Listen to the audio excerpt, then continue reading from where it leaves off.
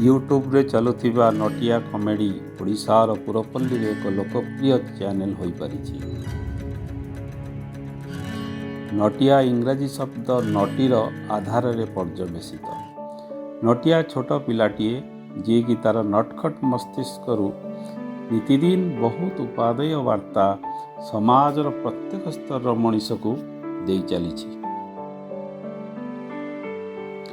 नटिया तार छोट मुंडरे समाज रे घटुथिबा विभिन्न घटना यथा सामाजिक चलनी, पर्वपर्वाणी, सरकारी कार्यक्रम, ग्राम्य जीवन, सहर चलनी, निशा निवारण, कन्या संतान, शिक्षा, स्वास्थ्य और सांस्कृतिक एपरिक इतिहासर गौरवगाथा साहित्य समस्त क्षेत्र को प्रवेश करिछि।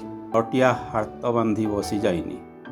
नटिया प्रतिदिन किछि ना किछि विषय वस्तु को विश्लेषण करी ए विपथगामी समाज को सचेतनतार वार्ता दे चली। नटिया निशा निवारण सचेतनता वार्ता बांटी। निशा सेवन जो आज युव समाज किपरि पथभ्रष्ट हो जाइछि और यह द्वारा सेमानकर किपरि क्षति हेउछि यह समाज को सचेतन कराइछि। समाज सेवा माध्यम रे गरीब निष्पेषित जनता को शीत दिन में कंबल बंटन करुछि। स्वास्थ्य क्षेत्र में सरकार विभिन्न योजना लोक मैंने किपरि सुफल पाइबे से वार्ता मध्य बांटी। छोट छोट पिला माने मोबाइल रे गेम खेलिबा परिवर्ते शिशु कहानी देखिबार शुणिबार व्यवस्था करिछि। एपरिकी नटिया गाँ पोखरी रे गाधोइबा को जाई सेठी कुंती आई और बंशी काका को परिमल शिक्षा देइछि।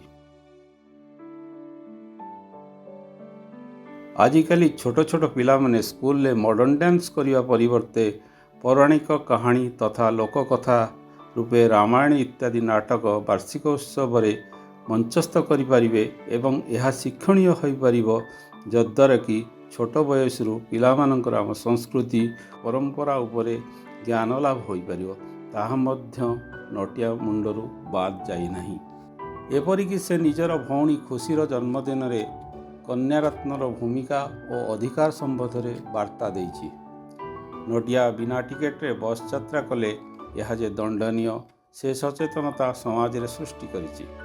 माझी बाबू परिवा चाष माध्यम रे जैविक कृषिर सचेतनता वार्ता मध्य से देइछि। प्रतिटी क्षेत्र रे तार चपलमती मुंडरे नटिया सचेतनतार वार्ता प्रचार करि चलिछि। नटिया तार नटखट मुंडरे समाजर सब कथा को नजर रखिछि। नटिया कमेडी एक सचेतन धर्मी कमेडी चैनल भावे निजर एक प्रतिष्ठा अर्जन करि पारछि। आहार लोकप्रियता फल यह आज पर्यंत 56 लाख सब्सक्राइबर पाई परिछि। नटिया कमेडी माध्यम रे सचेतनतार वार्ता लोकंक पाखरे पहुँचू यह आजिर कामना।